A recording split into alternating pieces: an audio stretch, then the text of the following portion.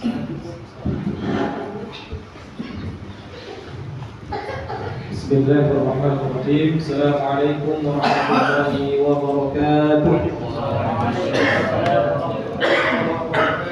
Alhamdulillahi rabbil alamin wa bihi nasta'in wa ala umuri dunya waddin wassalatu wassalamu ala asyrafil anbiya'i wal mursalin nabiyina Muhammadin wa ala alihi wa sahbihi ajma'in. Ya ayyuhalladzina amanu taqullaha haqqa tuqatih wa la tamutunna illa wa antum muslimun. Wa qala an-nabiy sallallahu alaihi wasallam khairukum man ta'allama al-Qur'an wa 'allama.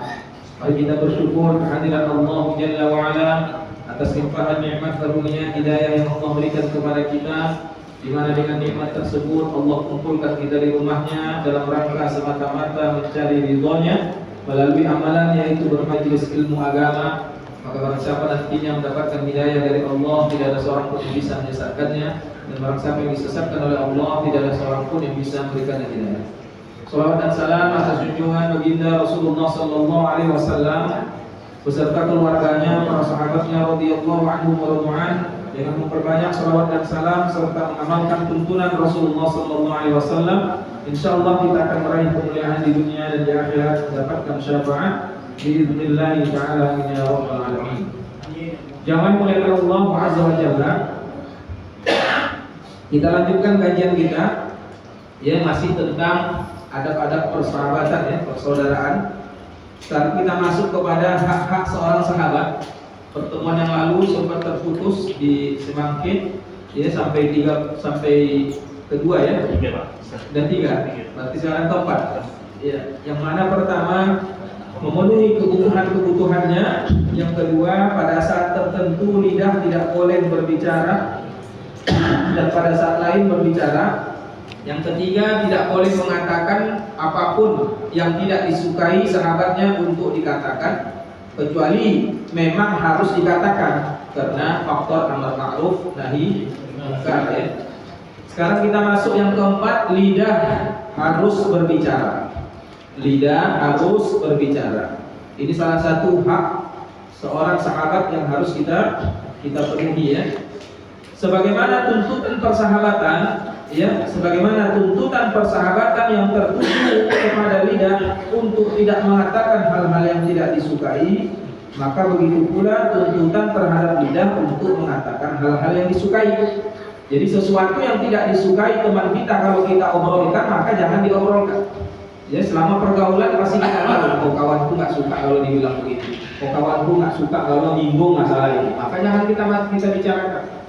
Ya, jika lidah tidak boleh berbicara sesuatu yang tidak disukai sahabat kita, maka kita pun ya boleh berbicara sesuatu yang disukai, itu kebalikannya.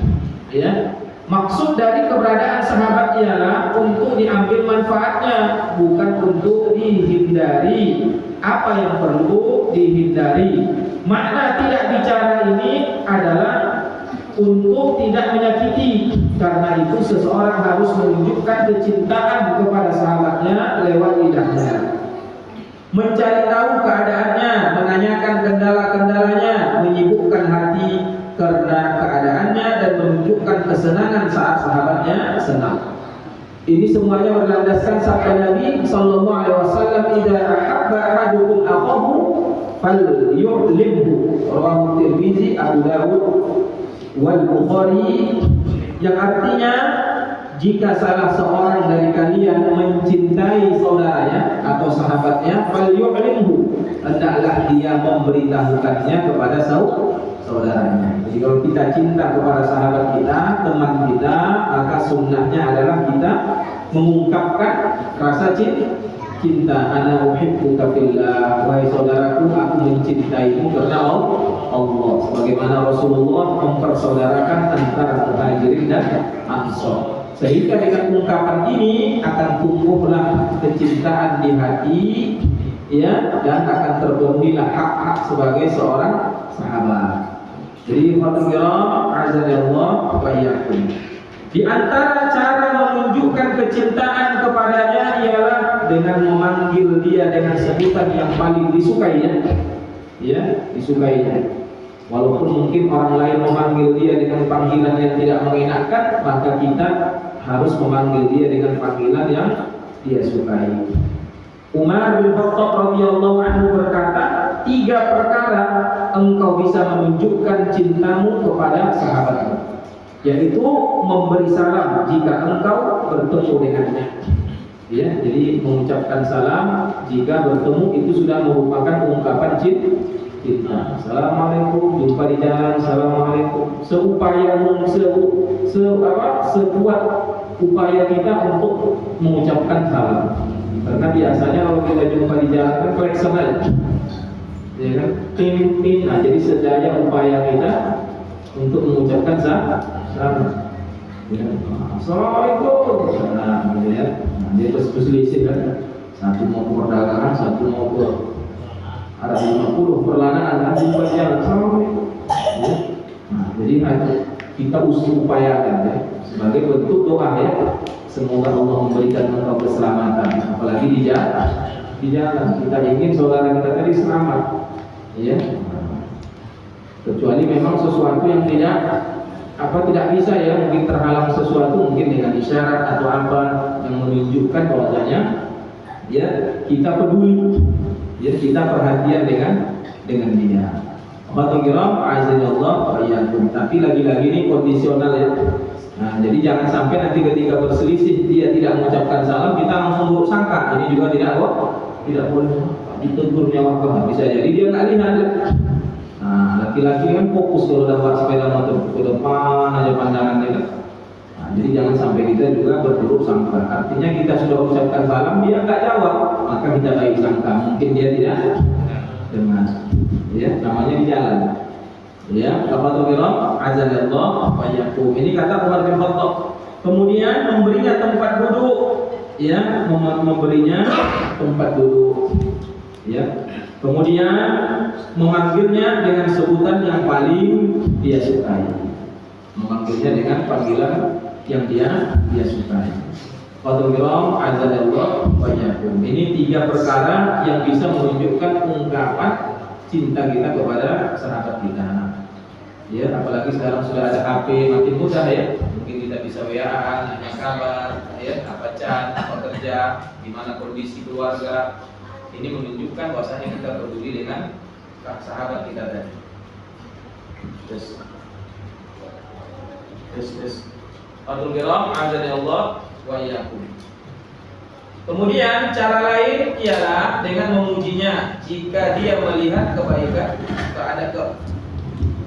dengan memujinya jika dia melihat kebaikan keadaannya. Jika memang pujian itu layak untuk disampaikan. Begitu pula memuji anak-anaknya, keluarganya, perbuatannya, serta apapun yang ada pada dirinya, selagi semua itu membuatnya gembira tanpa berlebih-lebihan dan tidak dusta. Dia juga bisa memuji orang lain di hadapannya yang memang layak untuk dipuji tanpa menyembunyikannya. Ya, jadi jangan melakukan Allah Azza wa Jalla. Jadi apa yang disenangi, karena setiap kita pasti suka dipuji. Ya, suka dipuji. Yang penting jangan berlebihan. Ya.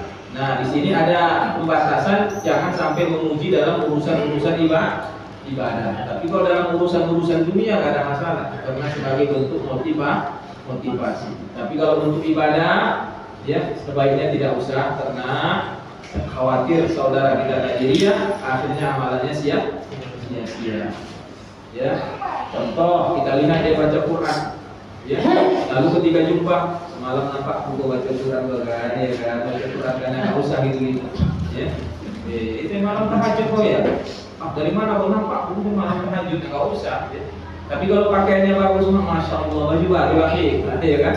Nah, boleh kita puji, ya, baju baru ini, gitu ya. Cerah kali antum hari ini, ya kan, cerah kali antum hari ini, ganteng kali antum hari ini, sehat kali antum hari ini. Jadi itu perlu kita sampaikan ya. Jadi mengatakan Allah Azza wa Jalla. Jadi seperti itu. Atau mungkin kita lihat ada maaf kotoran mungkin di mata kawan kita, nggak masalah, menunjukkan kita peduli. Apa nanti ada kotoran di mata antum? Ya supaya apa? Supaya dia nanti kita perhatikan pula nanti sampaikan nanti. Ya, itu menunjukkan kepedulian kita. Supaya apa? Supaya orang lain itu tidak melihat ada kotoran di mata. Mungkin habis makan ada cabai di kadang kan sungkan kita ya. Nah, padahal tanpa kita sadari itu kita biarkan, dia bakal ngobrol sama orang. Akhirnya orang pun akan mentertawakan apa diri dia. Tapi itu pun kita dia ucapkan afwan, ya maaf Anda lihat ada cabai itu sangkut di jantung kita. Jadi mengatakan Allah Azza wa Jalla. Jadi hal-hal seperti itu, atau mungkin kita lihat ada sesuatu yang kotor di bajunya, ya. Nah ini kalau kita sudah akrab ya, sudah akrab, sehingga apapun kekurangan saudara kita berusaha untuk menyempurnakannya, ya, untuk menyempurnakannya. Makanya apa kata pepatah Arab, ya, akuka atau sahibuka man sadaqaka saya lupa ya.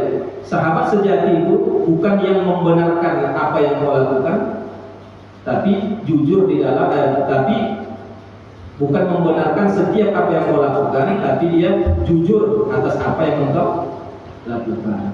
Ya, artinya karena kita sudah akrab, sedang kita negur kan, sedang kita negur, padahal mungkin sesuatu yang baik. Ya, misal dia kita lihat gak ngaji, nanti kalau itu nanti sudah pulang nanti nggak usah. Udah lama semalam gak ngaji, nggak ada masalah, itu menunjukkan kepedulian kita. Kemarin anda lihat antum nggak ngaji ya, apa kendala pikiran, mana tahu dia nggak ada sepeda motor kita jemput, ya mungkin ada kendala masalah, mana tahu bisa kita bantu. Itu menunjukkan apa kepedulian. Jangan sampai dia nggak ngaji-ngaji, kita jumpa sih kita benarkan aja perbuatannya, ya. Nah, jadi jangan sampai seperti itu. Atau kita WA, ya, kita kasih kabar dan lain sebagainya. Ini menunjukkan apa? Sebagai bentuk kepedulian, karena kita ingin saudara kita juga mendapatkan kebaikan. Ya, karena yang namanya manusia kalau sudah sebulan 2 bulan nggak tersentuh kajian udah selesai, diculik setan, ya. Nah, artinya apa, diculik setan itu akan mudah bagi dia untuk melakukan dosa, ya, akan mudah dia tergelincir dalam perbuatan dosa, nggak bisa dipungkiri, ya. Maka fatukira azanillah waliyakum, jika dia berbuat baik kepadamu sesuai dengan hakmu, maka engkau harus mengucapkan terima kasih kepadanya. Tidak usah malu-malu mengucapkan terima kasih atau jazakallahu khairan dan lain sebagainya. Jika ada seseorang yang hendak menjelek-jelekkannya di belakang punggungnya, maka engkau harus menetralisir, ya, harus bisa membelanya, sebab hak persahabatan ialah segera memberi perlindungan dan pertolongan. Disebutkan dalam hadis Rasulullah SAW bersabda, al-muslim akul muslim la yadlimu wa la yuslimu. Seorang muslim kepada muslim yang lainnya, dia tidak boleh menzaliminya dan tidak boleh menelantarkannya. Hadis riwayat Bukhari dan Muslim. Ya, baik itu saudara kita yang dekat maupun saudara kita yang jauh, baik sahabat dekat maupun sahabat jauh. Ya, walaupun mungkin tidak sesuku sama kita, tidak senegara sama kita, selama dia masih muslim, maka kita harus bantu, tidak boleh menelantarkannya. Hari ini saudara jauh kita seperti mana, Palestina misalnya, mereka butuh makan, butuh minum, kadang videonya berlewatan di HP kita, ya. HP, ya, anak-anak yang kesusahan minum, ketika dikasih makan sampai nangis, ya, ada yang minum sampai netes, ada yang naik, ya. Jadi nggak boleh bagi kita untuk menelantarkannya. Ya, segaya upaya kita untuk membantunya, untuk menyisihkan harta kita, walaupun mungkin 10.000, ya, atau 5.000, atau semampu kita, ya, itu akan tetap bernilai di sisi Allah Subhanahu wa Ta'ala. Ya, jadi mengatakan Allah Azza wa Jalla, ini harus kita pahami, ya. Alhamdulillah, termasuk negeri kita itu, negeri Indonesia ini negeri yang peduli dengan Palestina. Ya, mulai di forum-forum internasional, kita lihat gimana, ya, menteri-menteri itu membela hak-hak Palestina, pidato-pidato presiden apapun dia kalau sudah bicara Palestina, masya Allah luar biasa pembelaannya, ya. Jadi sehingga seperti satu tubuh, ya, Indonesia sama Palestina. Kita lihat pun di Palestina bendera Indonesia itu masya Allah luar biasa. Ya, belum lagi bantuan dari Indonesia datang ke sana. Ya, terakhir kabar apa antara tentara TNI sama Israel bentrok, ya, kan? Ya, hanya untuk membela Palestina. Maka ini salah satu bentuk yang kita syukuri, karena negeri ini juga ikut, ya, mendukung perjuangan Palestina. Kepada Allah azza wa jalla. Siapa yang tidak tergerak untuk melindungi kehormatan saudaranya berarti dia telah menelantarkannya. Ketika dia mendengar saudaranya digibah di belakangnya, padahal tidak seperti itu, ya, karena yang menggibah tadi juga dekat sama dia pun segan menegurnya, ya. Nah, ini kita bisa kena bab pintu-pintu kemunafikan. Di sini kita iyakan, di sini juga kita iyakan. Seharusnya kita bisa bela, jangan antum gitu, akhi, ya. Nah, beliau tidak seperti itu. Saya kenal dengan beliau, dia orang baik, dia begini-begini, ya. Segala upaya kita untuk membela kehormatan saudara kita, bukan malah membenarkan apa yang disampaikan kawan kita tadi. Jamaah yang Allah Azza wa Jalla, ini ya.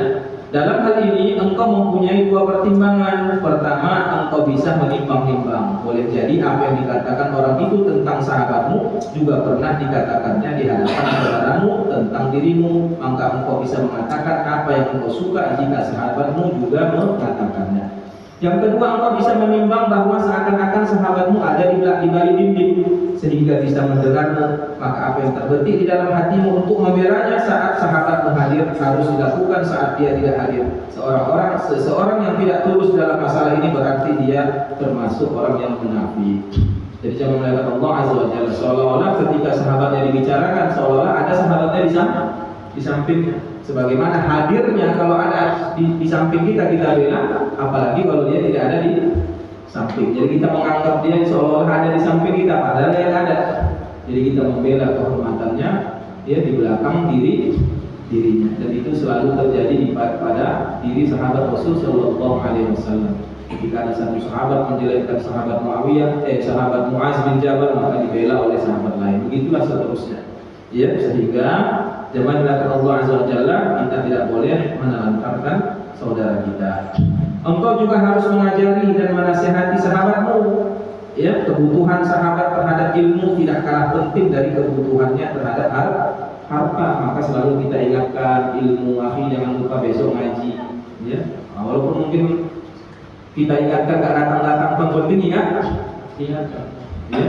Nah, walaupun mungkin jagosan dia mungkin di WA, udah nggak usah ingat lagi mau aku nih apa katanya, nggak usah biar aja, ya kan? Ya udah.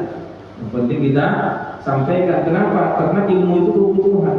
Apa kata ilmu Syekhul Islam Ibnu Taimiyah? Ya seperti butuhnya makan jasad terhadap makanan. Begitulah ruh kita itu. Jadi ruh kita itu butuh makanan. Makanannya apa? Ilmu. Iya. Nah, majelis ilmu. Sehingga bisa dipastikan kalau di suatu tempat tidak hidup majelis ilmu selesai, ya, pintu-pintu kejahatan, kemaksiatan akan terbuka lebar, ya, terjadi pencurian lah, begal kah, narkoba kah, dan lain sebagainya. Itu biasanya dipastikan di tempat itu, ya, tidak hidup majelis ilmu, ya, tidak hidup majelis ilmu. Yang membuat kita takut kepada Allah karena sering mendengar. Kalau kita nggak sering mendengar tentang akhirat, mendengar tentang azab kubur, alam kubur, maka tidak akan ada rasa takut di dalam diri kita. Qadarullah azza ya. Apalagi kita hanya mendengarkan ilmu, majelis ilmu hanya mungkin setahun 2 kali, Idul Fitri sama Idul Adha. Ya. Nah, Idul Fitri atau Idul Adha, atau seminggu sekali sholat Jumat saja. Khutbah Jumat itu pun 15 menit. Itu pun awak datang tertidur pula orang itu. Tertidur. Mana mau mendengarkan? Ya. Nah, jadi jangan melakukan Allah Azza wa Jalla. Oleh sebab itulah di setiap Jumat itu kan Nabi selalu mewasiatkan tentang akhirat, takwa. Ya ayyuhalladzina amanu taqullaha haqqa tuqatih, usikum bittaqwallah, wasiatkan bertakwa kepada Allah. Nabi selalu di dalam khutbah Jumat yang mengingatkan tentang akhirat, tentang kematian. Ya, karena apa? Butuh betul kita mendengarkan itu. Kita butuh mendengarkan itu. Kalau kita tidak pernah mendengarkan hal-hal seperti itu, maka hati kita akan keras dan kaku. Ya, jemaah melihat Allah Azza wa Jalla. Ini harus kita pahami, ya. Kemudian jika engkau kaya ilmu, maka ajarilah sahabatmu, bimbinglah dia. Nasihat ini harus engkau sampaikan kepadanya secara sembunyi-sembunyi. Perbedaan antara menghinakan dan memberi nasihat terletak pada cara penyampaiannya. Ya, jadi perbedaan antara menghina sahabat dan memberikan nasihat itu terletak pada cara penyampaiannya. secara sembunyi-sembunyi ataukah secara terang-terangan, ya. Jadi jangan sampai kita menjatuhkan sahabat kita di hadapan orang lain. Ya. Dengan Allah Azza wa Jalla. Ini harus kita pahami, ya. Jadi cara menyampaikan, kadang niat bagus tapi cara penyampaian yang kurang tepat jadi masalah. Sedangkan menghadap Fir'aun saja pun disuruh lemah lembut. Idhab ila Fir'auna innahu tagha. Dia dalam ayat yang lain, aqul lahu qawlan layyina, ucapkanlah dengan perkataan yang lemah lembut, mudah-mudahan terbuka hatinya. Sekelas Fir'aun saja masih berkata lemah lembut. Saya yakin nggak ada sahabat kita macam Fir'aun. Ya. Jadi saya jumpa yang gawat kali kau tak sholat kau memang parah lah kau ini. Itu kan tidak kerak kasar itu. Ya. Di kafe pula kita sampaikan ya kan, ambil marah ke kafe. Kau nggak ada lah. Udah lama kau tak ngaji doang. Kau cari dunia ini ya kan. Tidak ada apa-apa. Berdua-dua datang ya. Sambil ngopi dan bisik-bisik. Enggak tahu kita besok mati kita. Ya, siapa lah bukan jadi. Ya mungkin sampai rumah merenung ya. Itu kawan. Ya. Tapi kalau depan orang ramai betul yang kita sampaikan pasti dia sudah sakit hati. Ya, jadi kata Syekh tadi antara membina dan mengasih nasihat itu kuncinya tentang cara penyampaian. Lagi di forum-forum dunia maya ini hati-hati. Ya, karena yang baca bukan satu dua orang, seluruh dunia. Ya, sepalah messenger. Itu nggak ada yang baca kan? Atau WA pribadi. Ya, jangan di grup. Ya, ada WA grup di grup awak hajar jangan, nggak usah. Ya. Nah, ini harus kita perhatikan cara-cara penyampaian seperti ini. Maafkanlah kesalahannya jika kesalahannya dalam masalah agama, nasihatilah dia dengan lemah lembut. Jangan menghakiminya secara langsung atau mencercanya. Ini ya poin yang keempat. Sekarang kita masuk poin yang kelima, mendoakan sahabat kita sewaktu hidupnya bahkan setelah matinya. Seperti doa-doa yang engkau baca untuk dirimu sendiri. Sebagaimana kita selalu mendoakan diri kita, pasti kita minta sehat, lapang rezeki, keluarga sakinah, mawaddah warahmah, punya anak keturunan soleh dan seterusnya, permintaan kita semua itu. Maka begitu pula lah kita mintakan kepada saudara. Nah, ternyata sahabat kita banyak ya secara umum kepada sahabat-sahabat. Udah selesai. Ya Allah ampunilah dosaku dan dosa seluruh sahabat-sahabat. Ya, karena kalau disebutkan rinci satu persatu banyak kan. Di bulan ini perdagangan sini yang dikisahkan sini wah kan. Bangkit awak jadi seluruh kan sahabat. Ya, kecuali memang mungkin sahabat yang dekat kali sama kita, enggak masalah kita khususkan. Jemaah melainkan Allah Azza wa Jalla. Jadi mendoakan sahabat kita sewaktu hidup maupun setelah matinya seperti doa yang kau baca untuk dirimu sendiri. Dan ini paling makbul ya. Rasulullah sallallahu alaihi wasallam bersabda, "Da'watul mar'il muslim li akhihi bi dhahril ghaib mustajabah." Mendoakan doa seseorang kepada sahabatnya tanpa sepengetahuan dia itu mustajabah. Inda ra'sihi malakun muwakkal, dan di sisinya ada malaikat yang diwakilkan. Ya, malaikat diutus Allah khusus untuk apa? Da'a li akhihi bi khairin, qala al-malak al-muwakkil qala al-malak al-muwakkil bihi amin wa la kadimithli. Dan ketika kita mendoakan saudara kita kebaikan, maka malaikat sebagai perwakilan mengatakan amin, dan engkau juga mendapatkan apa yang seperti engkau doakan kepada saudaramu. Jemaah melakukan Allah Azza wa Jalla, ini harus kita perhatikan, dan doa yang kita sampaikan itu akan kembali kepada diri kita. Dan ternyata ini cara ampuh rahasia supaya doa kita makbul. Ya, supaya doa kita makbul. Kita jualan, ya, kita jual goreng, ini jual goreng, atau kita jual ikan, ini jual ikan. Kita buka toko, samping buka toko, doakan aja yang buka toko samping. Ya, itu lebih makbul daripada kita doakan ya Allah lancarkan rezekiku. Bisa jadi belum tentu lancar. Kenapa? Bisa jadi kita pas mengucapkan itu dalam kondisi yang tidak khusyuk, tidak yakin dan lain sebagainya. Tapi kalau kita senang agar saudara kita lancar rezekinya, maka rezeki itu pun akan lancar kepada diri kita. Ya Allah, lariskanlah jualan ikannya. Padahal kita jual ikan juga. bariskanlah ikannya. Nah, amin. Kau juga. Ya, dan itu mustajab. Kenapa? Langsung diaminkan oleh malaikat. Kalau kita mendoa untuk diri sendiri, ya kita sendiri ngaminkan ya. Nah, ya belum tentu diaminkan oleh malaikat. Tapi kalau kita mendoakan orang lain, diaminkan oleh malaikat. Ya. Jadi jangan melakukan Allah Azza wa Jalla. Ini yang harus kita perhatikan supaya apa? Doa kita diterima oleh Allah Subhanahu wa taala. Maka kita ada anak sahabat kita doakan ya Allah jadikan anaknya soleh dan solehah. Ya, jadikanlah istrinya solehah tanpa sepengetahuan sahabat kita. Maka doa itu pun akan balik kepada diri kita. Amin kata malaikat. Kalau sudah malaikat mengaminkan, tak usah ragu lagi. Ya, nah, itu salah satu mustajab. Ya, kita belajar agama, kita doakan ya Allah, pandaikan, jadikanlah sahabat itu mudah mengucapkan huruf ain misalkan. Nah, itu amin kau juga. Awakmu bisa menyebutkan huruf ain itu. Ya, jangan jadikan ainnya masuk ke hidung ya Allah. Nah, itu insyaallah kita pun ya, ain kita bagus. Dan ini alhamdulillah saya sudah amalkan, makanya insyaallah ya. Nah, karena sudah dulu ain saya sih masuk ke hidung. Masuk ke hidung. Jadi setiap daurah saya doakan orang lain. Ya Allah, mudahkan dia. Ya, kadang kan kalau ketika kita dengar kawan kita nyebutkan ain masuk ke hidung, maka awak pula awak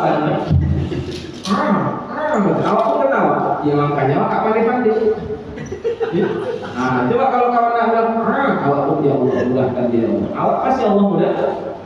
Itu rahasianya. Ya. Nah, jadi sama dengan belajar misalkan. Belajar apa saja? Doakan aja kawan kita. Ya Allah pahamkan dia agama ya Allah. Ya, pahamkan dia bahasa Arab ya Allah. Amin kau juga. Udah selesai. Gak ragu kita kalau malaikat mengaminkan. Tapi kalau orang lain mengaminkan masih ragu. Aminkan dia itu aku ya. Aminkan dia misalkan. Yang mengaminkan manusia yang juga punya dosa. Syaratnya banyak. Ya. Nah, orang lain mengaminkan. Contoh ketika kita menyolatkan jenazah, dikabulkan doa kita kalau ada 40 orang menyolatkan dia dan 40 orang itu bertauhid semua, tidak sih? Iya, berat. Ini cuma satu malaikat aja. Iya, satu malaikat saja yang datang. Ya, doa malaikat itu makbul, tidak diragukan. Jadi kalau mau makbul itu ya harus kumpulan berapa puluh orang untuk ya supaya doa kita makbul. Ini kuncinya, doakan orang lain. Kita kerja di kantor, doakan kawan kita biar naik karir dia, bagus karir dia. Ya insya Allah, ya Allah akan mudahkan karir kita. Begitu ya. Jadi jangan melakukan Allah Azza wa Jalla. Abu Darda radhiyallahu anhu biasa mendoakan beberapa sahabatnya. Bahkan sahabat Abu Darda ini istimewa. Istimewanya apa? Dia menyebutkan nama-nama sahabatnya tadi. Dia disebutkannya nama-nama sahabatnya. Sedangkan Imam Ahmad bin Hanbal biasa berdoa pada waktu sahur untuk 6 orang di antara sahabatnya. Jadi 6 sahabat-sahabat istimewa disebutkan namanya, yang lain secara umum. Jadi ini amalan para sahabat. Jadi mari kita mulai mungkin habis subuh nanti kita doakan sahabat kita, lancarkan rezekinya, misalkan urusan rezekinya, insyaallah. Ya. Mungkin kita tahu ada kawan kita yang belum dapat jodoh, ya Allah mudahkan jodohnya. Amin kau juga. Insya Allah balik ke kita. Nah, jadi yang kita masih lajang, kita nggak usah kita ya Allah pertemukan aku dengan jodoh, nggak usah, doakan aja kalau kita. Padahal awak pun Allah kan tahu, nyala hamba pun kepingin kali orang lain pula didoakan. Besok langsung jadi. Ya. Nah, jadi nggak usah kita doakan, ya. Nah, jadi kita doakan aja saudara kita. Ya Allah, kalau perlu ya dengan sepenuh hati ya Allah, sahabat kita ya Allah sudah sekian tahun umurnya ya Allah, ya rezekinya pun ya Allah Engkau lah yang tahu ya Allah, ya susah juga dia ya Allah, mudahkan jodohnya. Jadikanlah setiap orang yang memandang dia tersentuh hatinya, mudahkanlah maharnya. Kita doakan. Kalau perlu sebut nama kan, kalau perlu sebut nama. Jadi tanpa disadari nanti ya, Allah Maha tahu isi hati kita itu kepingin seperti dia juga kan. Jadi amin kata malaikat, langsung malaikat amin.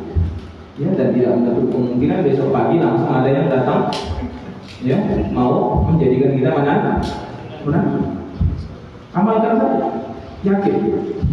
Ya, nggak usah ragu-ragu. Apa mungkin? Jangan kalau berdoa apa mungkin, nggak usah. Ya mungkin saja udah. Ya mungkin saja. Karena itu bukan wilayahnya. Itu wilayahnya Allah. Allah. Ya tugas kita hanya berdoa. Ya tugas Allah apa? Alladzi at'amahu min ju' wa amanahu min khauf. Allah yang membuat orang yang lapar jadi kenyang, dan Allah yang membuat orang takut jadi aman. Ya, tugas kita apa? Menyembah Allah. Bal ya'budu rabbaha, dan tugasmu sembah Allah saja. Biar nanti Allah yang menyelesaikan kelaparanmu, biar Allah yang akan menyelesaikan ketakutanmu. Ya. Jadi nggak usah kita pikirkan, ya Allah, ya pertemukan aku dengan jodoh. Lalu apa? Mulut awak berdoa, pikiran awak siapa kira-kira ya sama. Nah, itu sudah ikut campur urusan Allah itu. Kalau saya ikut campur itu urusan Allah itu. Ya. Nah, ini usah kita campuri urusan Allah, ya. Nah, ya Allah lancarkan rezeki, udah doakan aja. Atau kawan kita, ya Allah lancarkan usaha kawan kita, ya Allah. Ya. Yang sejenis mungkin jualannya sama kita yang sejenis, itu doakan. Ya, insya Allah nanti doa itu akan balik kepada kita. Ya. Jadi jangan melakukan Allah azza wa jalla. Satu, yang kedua, jangan ada perasaan dengki. Kalau doakan dia pula nanti bulan ini, aku belum lagi dapat apa, ya usah. Doakan dia pula nanti laris, aku cemana jualan itu. Ya, itu keliru itu. Ya, kalau itu muncul dalam diri kita mendoakan, berarti kita ingin saudara kita keburukan, maka malaikat juga akan mengambil kau juga. Ya. Nah, ya Allah janganlah laris jualannya. Kau juga kata Allah, aku jualan enggak laris kan rugi kita. Nah, jadi doakan saja yang baik. Jangan melakukan Allah azza wa jalla. Kemudian yang keenam, setia dan tulus. Ya, ini hak persahabatan, setia dan tulus. Maksud setia ialah tetap mencintai sahabatnya sekalipun sudah meninggal dunia, yaitu dengan mencintai anak-anaknya, sahabat rekan-rekannya. Rasulullah SAW memuliakan seorang wanita tua yang sudah tua, seraya berkata, dia biasa membantu kami selagi Khadijah masih hidup. Sesungguhnya kesetiaan itu termasuk bagian daripada iman. Jadi sahabat-sahabat Ibunda Khadijah, ya, yang dulu membantu Ibunda Khadijah itu tetap dimuliakan Rasul Shallallahu Alaihi Wasallam. Di antara gambaran kesetiaan adalah tidak mengurangi rasa tawadhu kepadanya sekalipun kedudukannya sudah tinggi, mapan dan terpandang. Ya, walaupun kedudukan kita sudah tinggi, ya, tetap kita muliakan, ya, tetap kita muliakan. Jangan oleh Allah Azza wa Jalla. Mungkin kita dulu punya guru-guru ngaji, Iqra, Alif Bata, ya kan? Walaupun kita mungkin sudah jadi syekh, ya kan? Tetap kita muliakan. Kedudukan kita lebih tinggi dari guru-guru kita dulu, tetap kita muliakan dia. Dia memuliakan Allah azza wa jalla. Adapun mengikuti sahabat dalam hal-hal yang bertentangan dengan agama, ini bukan termasuk kesetiaan. Ya, jadi ketika itu berhubungan yang bertentangan dengan agama, lalu kita tetap setia kepadanya, ini bukan bentuk kesetiaan. Imam Syafi'i menjalin persahabatan dengan Muhammad bin Abdul Hakam. Dia biasa mengunjunginya, memeluknya jika bertemu. Saat menyampaikan ceramah, Imam Asy-Syafi'i ditanya orang-orang, kepada siapakah kami harus belajar sepeninggalmu, wahai Abu Abdillah? Tiba-tiba Muhammad bin Abdul Hakam mendekati Imam Syafi'i dan membisikkan kepadanya nama Abu Ya'qub Al-Buwaiti. Pada waktu itu memang Muhammad bin Abdul Hakam mengikuti mazhab Syafi'i, tapi Al-Buwaiti sendiri lebih dekat dengan dunia zuhud, ya, dunia zuhud, ya, tidak kalah suka keramaian, tawadhu, apalah ya, lebih suka yang menyendiri. Lalu Imam Asy-Syafi'i memberi nasihat kepada orang-orang muslim agar tidak suka mencari muka. Seketika itu pula Muhammad bin Abdul Hakam keluar dari mazhabnya dan menjadi pengikut mazhab Malik. Dia menjadi pengikut mazhab Malik. Gambaran kesetiaan yang lain ialah tidak mau mendengar omongan-omongan yang tidak baik tentang sahabatnya dan tidak percaya begitu saja terhadap omongan musuh sahabatnya.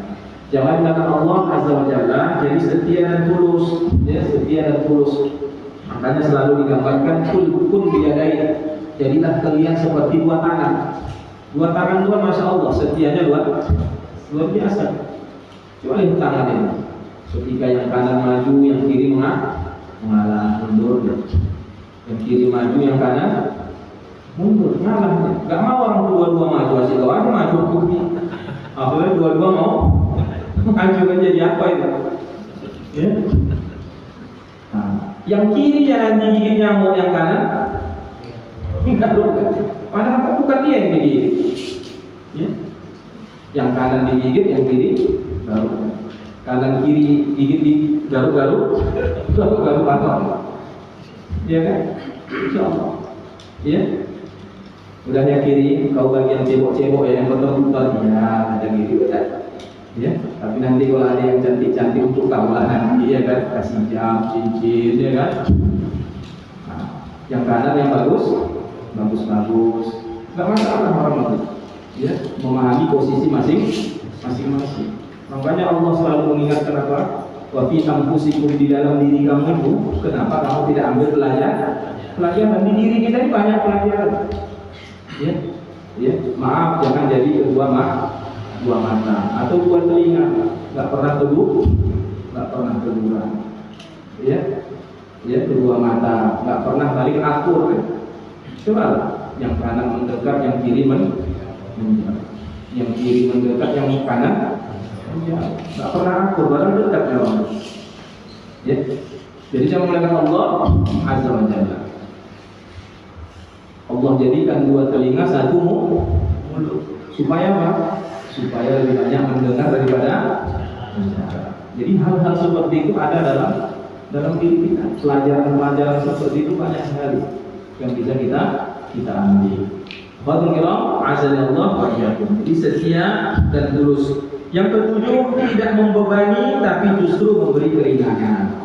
Ya, tidak membebani saudara kita, tapi justru kita berusaha bagaimana memberikan keringanan kepada saudara kita. Terlebih dari lagi membebaninya dengan hal-hal yang berat dan sulit. Sebaliknya seseorang harus mendatangkan kegembiraan kepada sahabatnya dengan membebaskannya dari beban dan kebutuhan.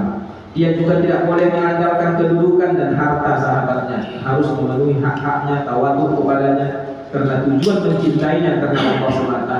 Allah mengatakannya bertawadhu kepada Allah dengan memenuhi hak-haknya, menjaga nama baiknya agar dia merasa malu karena sesuatu yang juga bisa membuat dirinya malu. Jadi jangan sampai membuat saudara kita malu, yang mana kalaupun kita kena, kita pun malu jadinya. Ja'far bin Muhammad berkata, sahabat yang paling berat bagiku adalah yang membebaniku dan aku harus mawas diri terhadap dirinya. Jadi gak lepas dia dengan sahabatnya, masih mau jaga ya, jangan sampai sahabatnya ini karena dia tahu karakter sahabatnya nanti mudah tersinggung, mudah marah, mudah ini. Ya. Nah, sementara sahabatnya tadi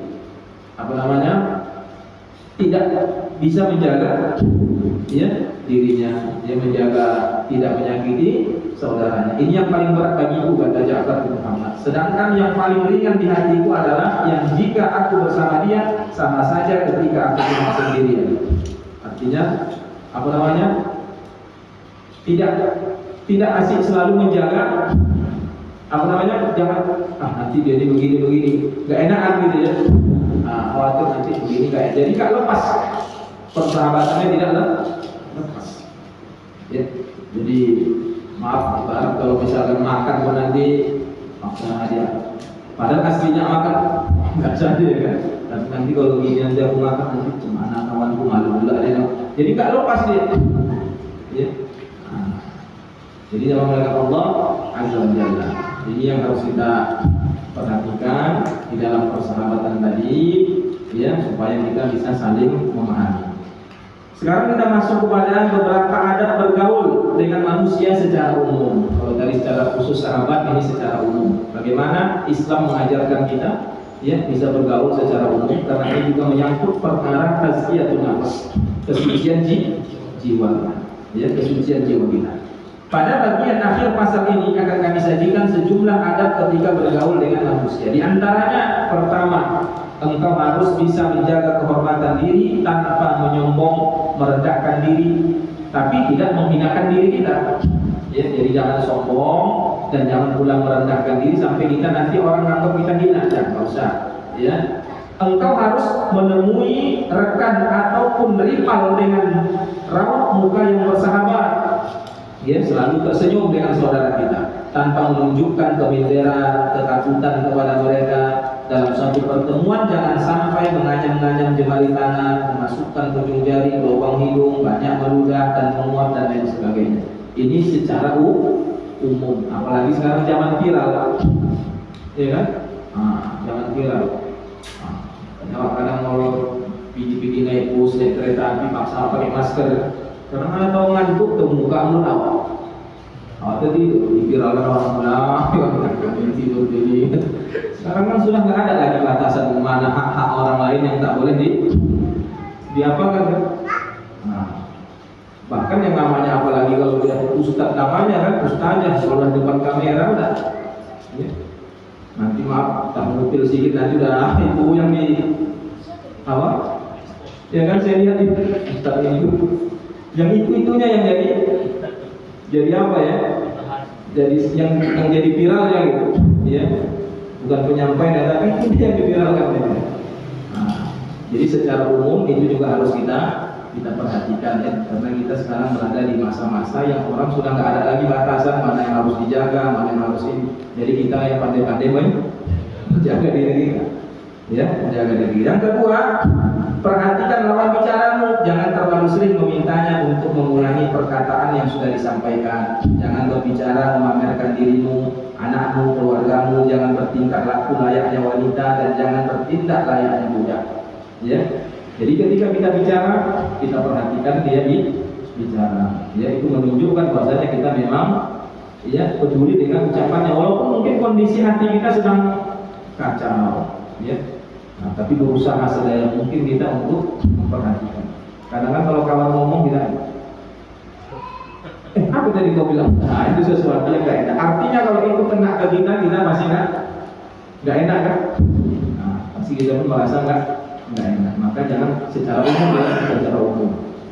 Ini harus kita perhatikan ya ketika kita berbicara. Yang ketiga, buatlah anggota keluargamu takut bukan dengan cara kekerasan, bersikap lemah lembut kepada mereka tanpa menunjukkan kelemahan. Ya, jadi beda tegas sama keras ya. Di dalam masalah urusan anggota keluarga, jangan kita bangga kalau keluarga kita takut, itu nggak enak.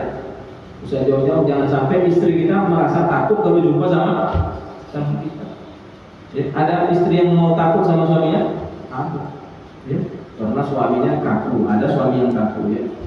Akan jumpa sama istri, ar-rijalu qawwamuna 'alal nisa'. Laki-laki pemimpin terhadap wanita. Ya. Nah, jadi istrinya udah suaminya di rumah udah ketakutan dia udah apa lagi apa ini. Jadi kalau suaminya pun pergi senang ya, alhamdulillah ada merdeka katanya. Udah pulang lagi kok cepat kali ya mau pulang katanya kan. Suka dia lama-lama di luar itu nggak enak. Ya, suami yang bagus itu ketika suaminya pergi istrinya nanya di mana bang kapan ini tanda dia membutuhkan kita ya. Jadi jangan mengatakan Allah Azza wa Jalla. Jadi kita buat apa senyaman mungkin, bukan berarti kita lemah ya. Nah, bukan berarti kita lemah. Jadi berlemah lembut bukan berarti lemah ya, dan jangan juga terlalu keras sehingga membuat takut. Jangan mengatakan Allah Azza wa Jalla. Yang keempat, jangan bergurau dengan pembantumu karena pamormu bisa hilang. Ya. Nah, ini apa namanya? Bercanda berlebihan ya. Nah, bercanda sampai bisa orang melihat kita menjatuhkan harga diri kita. Ya, ini tidak baik. Maka jangan mengatakan Allah Azza wa Jalla, Rasulullah bercanda tapi bercanda hal-hal yang penting ya. Nah, ketika terlalu bercanda maka ini akan bisa menyebabkan pamor kita ini. Sama halnya kalau sama anak kita, kalau udah sering anak lah paling kecil ya kan. Kalau sering kita bercanda apa segala macam itu dah mungkin kepala kita udah gini kan. Habis. Jangan lagi tunak. Nah, ini kan menjadi apa ya? Jadi kita lah yang bisa memperhatikan jangan sampai berlebihan ya. itu digambarkan seperti pembantu ya. Jangan sampai dengan bercandanya sampai kondisi seperti itu. Ya, jawab oleh Allah Azza wa Jalla. Kemudian yang kelima, jangan banyak menoleh ke arah belakang ketika ngobrol, ketika dalam kondisi kita berhadapan dengan orang lain. Yang keenam, jangan banyak bergaul dengan penguasa. Waspadalah terhadap gunjingan dan dosa. Simpanlah rahasiamu, jangan menjilat kepadanya. Ya, kenapa? Karena ketika kita banyak bergaul akan susah nanti melakukan amar ma'ruf nahi munkar. Ya, karena khawatir, nggak usah jauh-jauh. Kita punya kawan baiknya dalam artian kita tahu dia ketika sudah baik kali, maka tak kala dia buat zolim, awak sungkan kan? Sungkan untuk mengingatkan dia. Apalagi maaf dia sering menghimbau dari kita, memberikan sesuatu. Ya, lama-lama nanti ketika kampak kita kawan kita nggak sholat, kita pun segan. Karena sudah apa namanya, termakan apa namanya? Iya, termakan budi kan? Nah, jadi yang menggunakan Allah Azza wa Jalla, sehingga nanti kezoliman dia pun nggak tahu dia zolim, seolah-olah kita pun mendukung kezoliman dia. Dia mendukung kezoliman dia. Jadi ada tarik dulu. Ya, begitulah para ulama terdahulu. Ya. Nah, jadi tidak menjilat ya. Menjilat ini paham lah, kalau mungkin di negeri kita sering itu viral yang menjilat ya kan? Nah, istilahnya awak pun nengoknya macam mana gitu, ya kan? Nah, sudah putus surat malu, sudah putus surat segala sudah putus lah pokoknya. Ya, ketika dia nanti di sini dia jelek-jelekkan yang lain, ketika dia nanti yang ini nanti naik dijelek-jelekkan pula, ini macam-macam. Ya, nah, selalu digambarkan seperti sangkuni kan? Kalau maha berada sempurna ya. Nah, jadi yang memuliakan Allah Azza wa Jalla. Ini ya. Jika penguasa itu kerabatmu, tetaplah engkau waspada terhadap dirinya, sebab jika dia lepas kontrol terhadap dirimu, maka engkau tidak akan aman dari kesewenangannya. Artinya ada tarik ulur ya, menjauhi kali jangan, mendekat kali pun jangan. Tetaplah bersikap baik terhadap dirinya, tetap bersikap baik. Dan jangan menemuinya selagi dia berkumpul bersama keluarganya.